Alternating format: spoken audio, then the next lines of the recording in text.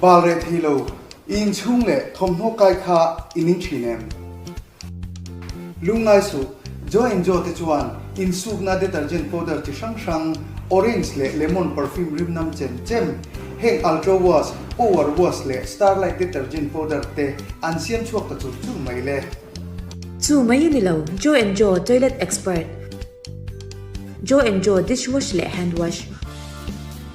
Boss scented vanilla le Jolene gas cleaner te an siam chuak chur ta kan thil siam te hi a chak cha in chemical ratio dik taka siam an ni e Mizoram siam kan kut chuak ngei an ni awangin company dang song aya profit chuzokin kan te theibok